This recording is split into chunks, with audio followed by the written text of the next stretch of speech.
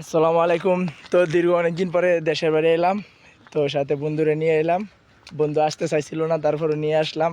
বন্ধু, গ্রামের পরিবেশটা কেমন? আসলে আমি গ্রামে এই যে এত বারবার করে বলছে আমার আওয়ার মানে নেওয়া ছিল না। আমি বলছি না, গ্রামে আমার ভালো লাগে।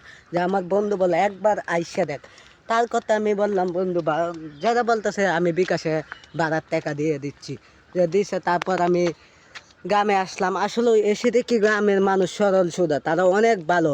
মানে কি কইতাম, কলজাতা দিয়ে দিছে। আমি জানাইছি গোস মাছ মাংস ফল ফলান্তি মানে যা লাগে সব কিছুই আমাদের খাওয়াইছে, তারা আপ্যায়নে কোনো কম রাখছে না।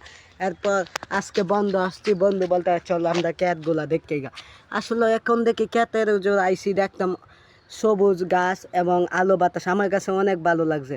আমি যদি গ্রামে না আসতাম তো আমি আসলে গ্রামের মজা কখনো বুঝতাম না।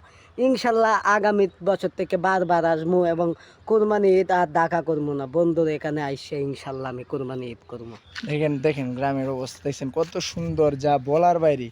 মানে অস্থির একটা দৃশ্য। হ্যাঁ, এই যে গ্রামের যে রাস্তাগুলা, ঠিক আছে, রাস্তাগুলা যে আছে, আপনি দেখেন, দেখলে বুঝতে পারবেন যে গ্রামের রাস্তাগুলো কত সুন্দর। হ্যাঁ, যা দেখলে দেখার মতোই। হ্যাঁ, সুন্দর আর একটা একটা কথা, দৃশ্য। আমার মোবাইলে ক্যামেরা যে একটা সুন্দর একটা দৃশ্য, যা দেখার মতোই। দেখেন কত সুন্দর, চারিদিকে সবুজ আর সবুজ, সবুজ আর সবুজ চারিদিকে।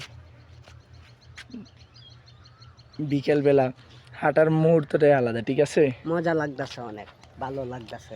প্রকৃতি বাতাস আলো প্রকৃতি আসলেই দেখতে অনেক সুন্দর। গ্রামে না, গ্রামে না আসলে বিকেল বেলা না আসলে বুঝাই যায় না যে এটা গ্রাম ইয়া, না শহর। ঠিক আছে। সোনার বাংলাদেশ, সবুজ সোনার সোনার বাংলাদেশ, বাংলাদেশ, দেখেন সবুজ অবস্থা। বাংলাদেশ, শেখ হাসিনা জয়।